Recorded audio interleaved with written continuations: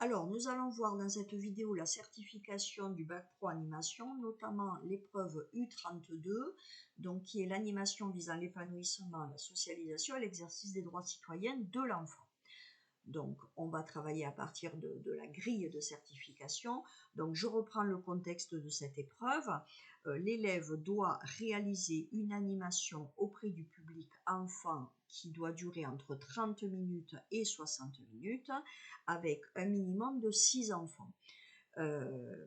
Durant cette animation, donc, l'évaluation doit être comprise dans son temps d'animation. Donc, pour cette animation, le professeur et le tuteur observent l'élève durant tout le temps d'animation. L'élève doit remettre sa fiche d'activité avant le démarrage de son animation.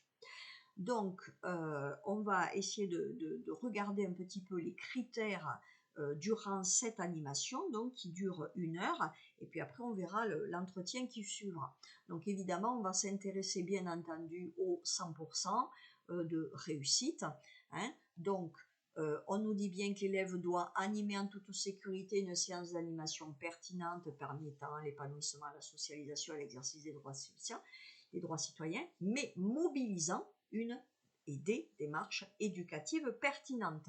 Donc, on a le 100% quand il y a bien une mise en œuvre de démarches éducatives. Si on le relie aux critères d'évaluation, on voit bien que c'est à relier aux techniques participatives, c'est-à-dire que dans ce bac animation, toutes les animations réalisées doivent être participatives, c'est-à-dire qu'elles doivent répondre aux attentes du public, mais on doit favoriser le pouvoir d'agir de l'enfant, et donc les animations doivent être construites à partir de techniques participatives, donc c'est à relier à cette démarche éducative. Donc le 100% est acquis quand l'élève a bien mis en œuvre des démarches éducatives qui font appel à des techniques participatives. Les techniques participatives durant les 3 ans sont vues progressivement. Hein. On peut parler du Word Café, on peut parler, ils voient plein d'outils, le photolangage, le débat mouvant, le métaplan, le vote indicatif, voilà, ils ont différents outils qu'ils utilisent, qu'ils manipulent pendant les 3 ans de formation, et évidemment, ils peuvent également en trouver d'autres par ailleurs. Hein. Donc, on acquiert le 100% quand cette démarche éducative est mise en place et donc quand les techniques participatives sont présentes dans l'animation. Il faut que le professeur et le tuteur puissent les voir qu'il y a une technique participative. On a 70% quand l'élève fait une animation en toute sécurité et qui s'inscrit dans le projet de la structure. Hein. On a un 35% quand l'activité est peu adaptée aux objectifs d'épanouissement, et on a 10% quand la sécurité de l'enfant est mise en cause. Hein. Donc on parle de sécurité physique, mentale et affective. Il ne s'agit pas que de la sécurité physique. Quant à la sécurité physique, on ne parle pas seulement que de ciseaux à bourron. Voilà, il s'agit de quelque chose de plus élaboré au niveau de la sécurité. Donc par exemple, un élève qui ferait un parcours sportif et qui ne voit pas que les enfants arrivent à épuisement, voilà, ça va faire partie de la sécurité physique. Si lui-même il n'est pas en capacité d'arrêter le jeu à un moment donné, parce que si on le prolonge, là, il risque d'y avoir accident. Donc voilà la sécurité physique dont on parle, sécurité affective bien entendu, un enfant qui pleure, un enfant qui est chagriné, ou ne pas faire attention à un enfant qui est un peu mis à l'écart. Voilà, donc il faut donc évaluer cette mise en sécurité de l'enfant sur ces 3 plans durant cette animation. Ensuite, deuxième point que nous allons voir, donc, c'est son outil d'évaluation. Hein. Donc, il aura de nouveau 100% quand il va adapter ou élaborer un outil. Hein. S'il prend un outil qu'il adapte, s'il l'élabore lui-même, s'il le crée, hein, il va avoir le 100%. Alors, il faut qu'il élabore cet outil et en plus, il faut qu'il prenne en compte les résultats de son évaluation pour faire évoluer son action. Donc son outil doit être élaboré dans ce sens-là. Donc on a le 100% quand l'outil est élaboré, on a 70% quand l'élève utilise un outil mais pour lequel il ne le transforme pas, il ne l'adapte pas ou il ne l'invente pas, un outil qui existe déjà et il le prend en compte pour faire évaluer l'action. On a 35% quand l'évaluation est sommaire, c'est-à-dire qu'il n'y a pas d'outil de préparé. Voilà, l'élève va poser 2-3 questions à la fin pour savoir si les enfants sont contents, voilà, hein, autour de la satisfaction du public, mais il n'y aura pas de toute façon de prise en compte pour faire évoluer l'action et pas d'outil de présenter. Et bien sûr, s'il n'y a pas du tout d'évaluation, s'il n'en fait pas, eh ben c'est forcément 10%, ça ne peut pas être autre chose.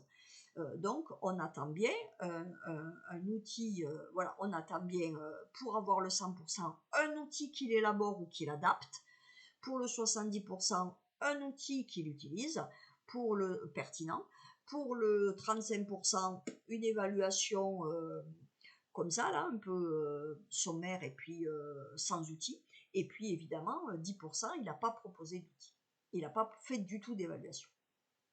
À la suite de ce temps d'animation où le professeur et le tuteur observent, on passe derrière à un entretien de 30 minutes. Pendant ces 30 minutes, l'élève doit présenter sa démarche d'animation, environ 5 à 7, 8 minutes. Il doit présenter sa démarche d'animation. Donc, qu'est-ce qu'on attend dans cette démarche d'animation? On attend une contextualisation, c'est-à-dire que l'élève doit présenter le fonctionnement et l'organisation de sa structure. Hein, on n'attend pas seulement qu'ils nous disent c'est un ACM ou un ALPS, mais on attend une description pertinente de l'organisation et du fonctionnement de la structure qui va venir soutenir cette activité, avec une analyse du projet pédagogique, une analyse de ce qui est déjà fait sur la structure. Voilà, il a plein d'outils à mettre en œuvre. Donc on attend évidemment une contextualisation, les caractéristiques de son public. On n'attend pas seulement que ce soit des enfants qui ont entre 8 et 10 ans, mais c'est quoi un enfant entre 8 et 10 ans? Quel est son développement intellectuel, son développement moteur, en fonction de l'activité qu'il a présentée. Donc voilà. Et après cette présentation succincte, on attend bien sûr la démarche d'animation, le pourquoi j'ai fait cette animation, comment je la relie au projet pédagogique, aux attentes et aux besoins de l'enfant, ainsi de suite. Donc, pour avoir, dans la conception de son activité, pour avoir les 100%, l'élève doit répondre à tous les critères. Il conçoit une activité qui va répondre à tous les critères. Donc, on voit bien que dans tous les critères, il est adapté aux attentes du public, en lien avec le projet de la structure, adapté aux contraintes de l'environnement, mais il y a deux critères qui sont peut-être survolés par l'élève, qui est de favoriser la prise d'initiative, la participation et l'implication des publics. On voit bien encore une fois qu'on est sur du participatif et que l'enfant doit pouvoir prendre des initiatives, participer, être impliqué. Donc comment il a conçu son activité en impliquant les enfants. Et il doit aussi construire son activité, elle doit être construite en collaboration avec l'équipe de la structure. On a des élèves, le tuteur est au courant, mais de là à parler d'équipe, non. C'est-à-dire qu'on doit présenter son animation en réunion et puis la construire en collaboration. C'est-à-dire que cette activité doit avoir du lien avec ce qui se passe autour dans l'établissement et dans la structure, avec les autres animations aussi. Il faut qu'il y ait, voilà. Donc, on est là sur du 100% uniquement quand tous les critères, et c'est bien indiqué, tous les critères sont attendus, sont nommés. Donc, s'il n'y en a que quelques-uns, notamment le projet et les moyens, les attentes du public et la sécurité, si on n'a que ces trois critères qui ont été pris en compte, eh bien, on arrive à du 70%. Si on n'a même pas pris en compte le projet de la structure et les attentes du public, c'est-à-dire que si l'élève a fait une activité mais que rien n'est pris en compte, qu'il n'arrive pas à expliquer sa démarche d'animation et qu'il est dans l'incapacité d'expliquer comment il relie son animation au projet pédagogique et comment il relie son animation aux attentes du public, eh bien, il n'a que 35%. Et quand on dit qu'il relie au projet pédagogique, on n'attend pas non plus qu'ils nous disent seulement quel est l'objectif, mais on attend que ce soit explicité, c'est-à-dire en quoi son animation vient répondre à tel objectif du projet pédagogique. C'est un peu trop facile de faire une activité sportive en disant ah ben je réponds au vivre ensemble. Non, ça c'est pas assez détaillé. Pour répondre au vivre ensemble, qu'est-ce que tu as mis en œuvre dans ton activité sportive qui va venir répondre au vivre ensemble? C'est-à-dire comment tu as posé tes sous-objectifs, tes objectifs opérationnels pour venir répondre à ce vivre ensemble. Donc, on attend vraiment d'un élève qui soit en capacité d'expliquer très précisément sa démarche. Et alors, si bien sûr l'animation ne répond pas à la sécurité, ben, on se retrouve de nouveau avec 10%. Alors ensuite, on va voir un autre critère qui est important, donc celui-ci, la démarche pédagogique adaptée aux objectifs opérationnels du projet d'animation. Donc ça, c'est qui répond aux objectifs de la structure, mais c'est pareil, l'élève doit venir expliquer en quoi son animation va répondre à tel objectif. Il faut que ce soit détaillé. Donc là, ce qui m'intéresse, moi, c'est ce point-là, la démarche pédagogique qui prend en compte les intentions du public, parce que son animation doit être adaptée aux objectifs du projet du public. Donc là, on parle bien du projet du public, c'est-à-dire que c'est les enfants qui ont un projet d'animation, même si c'est une activité, ils ont envie de cette activité, mais on est bien d'en permettre la réalisation de leur projet, c'est-à-dire en quoi, de nouveau, on va favoriser l'initiative, la participation et l'implication du public. Dans notre démarche pédagogique, comment on a conçu notre démarche pédagogique pour justement permettre cette réalisation. Donc, on le revoit également dans la maîtrise des savoirs associés en lien avec la conception. Il faut qu'à chaque question qui soit posée à l'élève, on ait des réponses pertinentes, qui soient argumentées et qui soient en lien avec cette conception des activités, qui soient en lien avec toute cette analyse que l'élève doit faire pour pouvoir présenter son animation. Alors, on va voir deux autres points sur la justification de son activité et sur l'analyse réflexive. Il y a d'autres critères d'évaluation, je n'ai pas fait la totalité des critères, mais ceux-là sont vraiment importants. Donc, la justification et l'approfondissement donc suite à des questions qui sont posées soit par le tuteur, soit par le professeur, on attend une argumentation riche et de qualité pour avoir 100%. On attend que ce soit explicité, que ce soit justifié. Mais encore une fois, ça ne va pas être justifié avec juste mon activité répond au vivre ensemble. Voilà, parce que le vivre ensemble, il est dans toutes les structures de toute façon. Donc, mon activité répond au vivre ensemble, mais en quoi il répond? En quoi je suis allé chercher des objectifs qui vont venir étayer ce vivre ensemble. Donc, on attend vraiment de l'argumentation. Voilà, donc après c'est décliné, quand l'élève ne formule pas d'argumentation, qu'il n'y en a pas, c'est 10%, quand il y en a quelques-unes, on est à 35%, quand ça reste bien sûr convenable, on est à 70%, mais pour avoir ce 100%, on attend une argumentation vraiment riche de qualité, où on doit sentir la réflexion de l'élève sur son animation.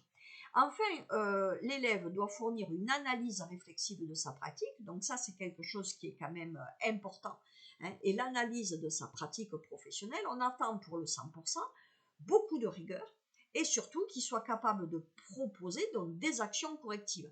On attend une analyse, on n'attend pas justement qu'il nous identifie des points, c'est-à-dire que là, sur cet item, on attend une analyse sur chacun des indicateurs, et là on attend de la rigueur avec des actions correctives. Pour que ce soit noté à 70%, on attend toujours une analyse qui soit en capacité d'identifier les points forts et les points insuffisants. Donc on voit bien que là il n'y a pas l'action corrective, mais il y a une identification des points. Mais voilà, il faut que donc cette identification des points forts et insuffisants doit être analysée, on est d'accord. Enfin, 35% quand l'analyse est incomplète, c'est-à-dire qu'en fait, il n'arrive pas à expliciter, les points forts et les points suffisants. Il y a une analyse, mais elle est vraiment très incomplète, superficielle. Hein. Et puis, quand il n'y a pas d'analyse, hein, quand l'élève n'est pas en capacité d'analyser son animation, on est à 10%. Voilà.